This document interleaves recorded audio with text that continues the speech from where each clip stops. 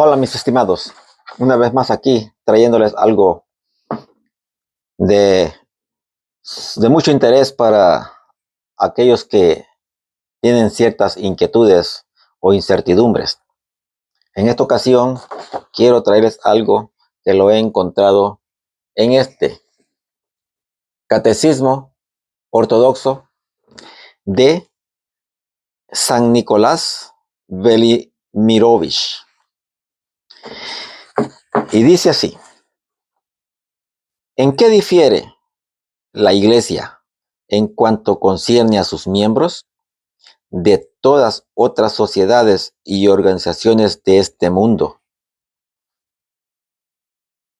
Respuesta: son miembros de la Iglesia también los difuntos, cosa que no ocurre en ninguna otra sociedad terrena. Pregunta: ¿en qué modo? Respuesta: cuando los miembros de la Iglesia mueren, sus almas se separan de los cuerpos, pero no de la Iglesia. Ellas se convierten en miembros de la Iglesia celestial. Por eso existen dos aspectos de la Iglesia: la Iglesia visible y la Iglesia invisible. Y continúa el catecismo: ¿y quiénes son los miembros de la Iglesia visible? La respuesta dice: todos los bautizados que viven en el cuerpo y que luchan por la perfección cristiana, es decir, todos los que están vivos aquí en la tierra. Continúa la siguiente pregunta: ¿y quiénes son los miembros de la Iglesia invisible? Respuesta: todos los cristianos que han muerto en la fe en Cristo después de la redención, comprendidos también los justos del Antiguo Testamento que el Señor salvó descendiendo al infierno. Una pregunta más: ¿pertenecen a la Iglesia invisible nuestros padres, hermanos, hermanas, hijos, parientes y amigos difuntos? Respuesta: ciertamente, a condición de que hayan vivido y muerto cristianamente.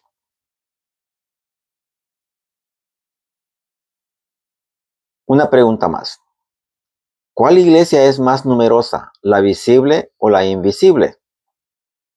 Respuesta: la invisible, y es por mucho la más numerosa. Y este número crece incesantemente.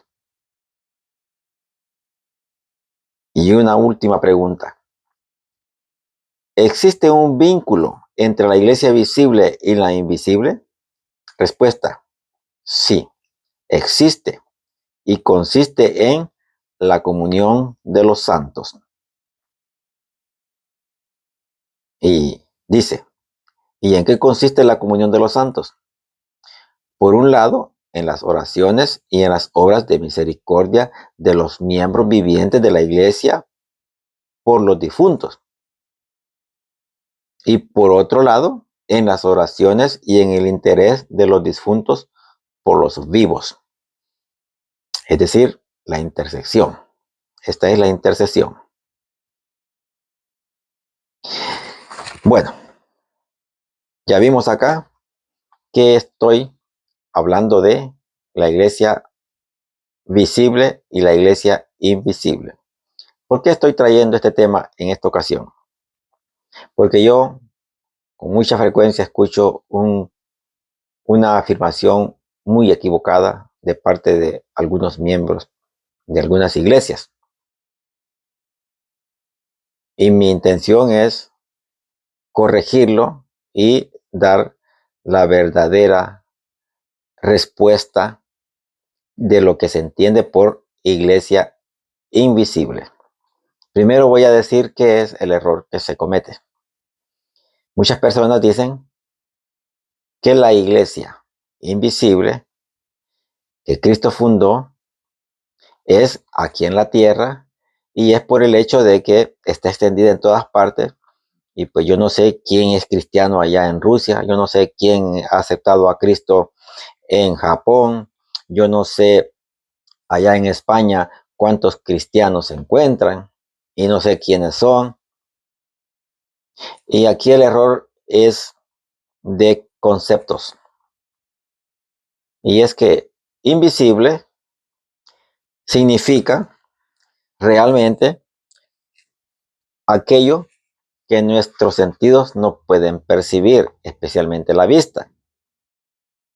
Por ejemplo, el aire, el gas, son invisibles. Algunos seres vivos que no pueden ser captados por nuestra vista son invisibles. Si yo entro a una habitación que está totalmente oscura, las cosas que están allí se vuelven invisibles. ¿Por qué? Porque invisible viene de no ver, de ser imposible verlas. Verlas en el sentido de que nuestra vista pueda captar la imagen de ese objeto o de ese ser. Entonces, al tomar como esto de que invisible es lo que no podemos ver, se puede pensar de que yo estoy aquí en América y tengo unos hermanos cristianos allá en Japón y en España y nunca puedo ir a verlos, pues ya son parte de la iglesia invisible. Ese es un error. ¿Por qué es un grave error? Porque todo cristiano está místicamente unido con su hermano. No está separado. El cristiano está unido independientemente de qué tan lejos, qué tan distante se encuentra uno del otro. Ahora, otro error que también yo encuentro o que escucho es este, de que como yo no puedo leer los pensamientos, yo no sé si mi hermano realmente es cristiano, yo no sé si el que yo pienso que no es cristiano realmente es cristiano, porque como no lo conozco, no le conozco sus sentimientos, no le conozco su fe, entonces no sé quién es realmente la iglesia porque no puedo percibirla. Entonces eso lo hace una iglesia invisible, pero resulta que no es así. Y hay otro error, y es el pensar que la iglesia está formada de puros santos.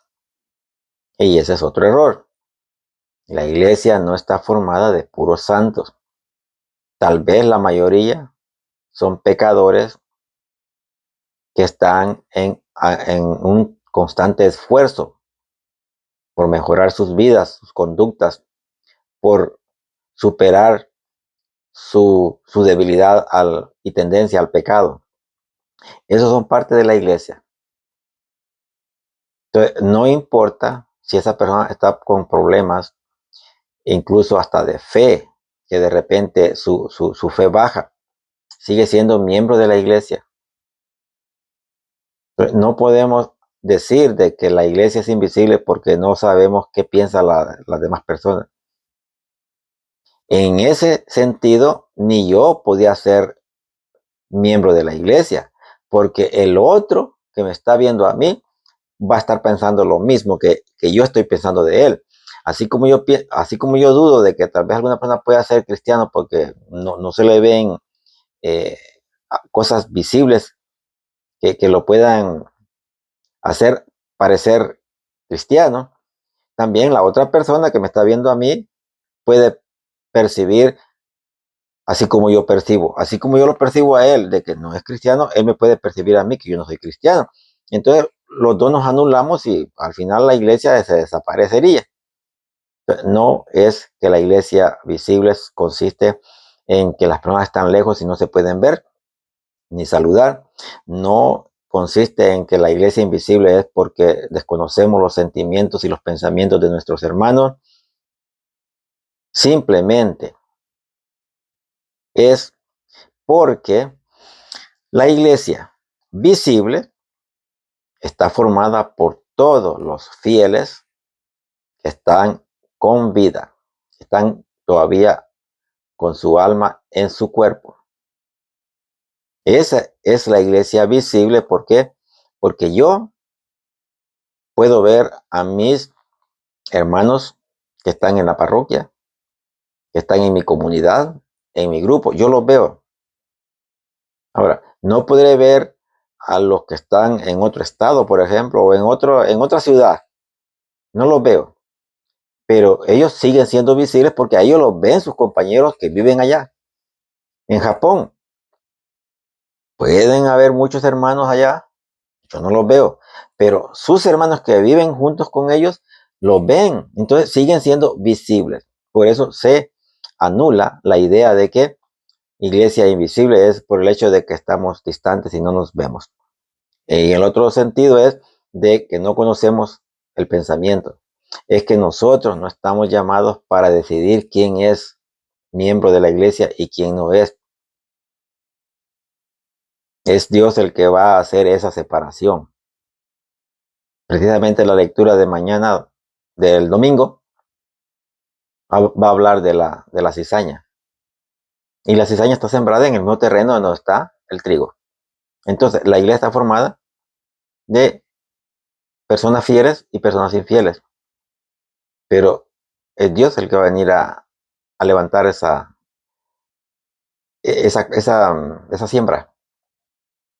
Entonces, ahora, ya entendimos así de que la iglesia invisible no es esa parte de la iglesia que en realidad es visible. Visible porque aunque nosotros individualmente no los veamos, sus compañeros y sus hermanos en donde ellos pertenecen los pueden ver los demás y siguen siendo visibles. Pero el que yo no los vea, no los hace invisibles. Bueno, ahora veamos qué es la iglesia realmente visible. Pues es la que no podemos ver. Y nadie la puede ver. Ni los de Japón, ni los de Rusia, ni los de España. No los pueden ver. Son los que ya partieron y murieron en gracia. Esa es la iglesia invisible. ¿Por qué? Porque ellos no se separaron de la iglesia.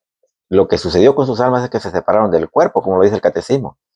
Sus almas se separaron del cuerpo, mas no de la iglesia. Siguen siendo miembros de la iglesia. ¿Qué es lo que los difiere de nosotros? Que ellos ya pasaron esta etapa de prueba. Ya no están expuestos en este mundo. Ya triunfaron. Entonces, esas son las dos iglesias. Y la iglesia invisible está formada por todos los que han muerto en gracia de Dios. Esos son los que forman la iglesia invisible. Ahora, como el catecismo lo dice, estamos acostumbrados a escuchar que somos salvados por la redención del Señor y por la sangre de Cristo. Y muchas veces olvidamos a los que murieron antes de la redención. ¿Qué pasó con ellos? Bueno, las escrituras, como dice el catecismo, Jesucristo fue a predicar a los infiernos. Jesucristo fue a abrir el cielo para que entraran los que estaban ya salvos como de una manera anticipada. O sea, estas personas que murieron antes de Cristo, anticipadamente fueron salvados. Y los méritos fueron los del sacrificio de Jesús. Esos son la iglesia invisible, que ya no están en este mundo, pero no se apartaron de la iglesia. ¿Por qué no se apartaron de la iglesia? Porque estaban siempre unidos. Ellos siempre estuvieron unidos. Lo que vino el Señor fue a abrir las puertas para que pudieran entrar. Entonces, podemos ver de que la iglesia invisible simplemente es todo el grupo de personas que han muerto y han ido a gozar de la paz eterna con Dios. Esa es la iglesia invisible. Y nosotros le llamamos la comunión de los santos. ¿Por qué es la comunión de los santos? Porque santo no significa perfecto cuando se aplica a nosotros mismos. Cuando nosotros nos referimos como santos a nosotros mismos, no estamos dando a entender que somos perfectos. Estamos en ese trabajo día a día de mejorar, de cambiar y de buscar la perfección para poder morir en gracia. Entonces, eso nos convierte en santos. El simple hecho de ser bautizados y pertenecer a una iglesia nos convierte en santos. Entonces, si nosotros somos santos aquí en la tierra y hay personas que murieron y no se separaron de la iglesia, con mayor razón siguen siendo santos. Y esos santos que pertenecen a la misma iglesia que yo pertenezco aquí en esta tierra, entonces nos convierte en una sola iglesia. O sea, en ese sentido somos la misma iglesia. Simplemente es de que estamos en dos dimensiones diferentes. Nosotros estamos en la dimensión física y ellos están en la dimensión espiritual. Pero son iglesia invisible que forman parte de la iglesia de Jesucristo. Y que Dios nos bendiga.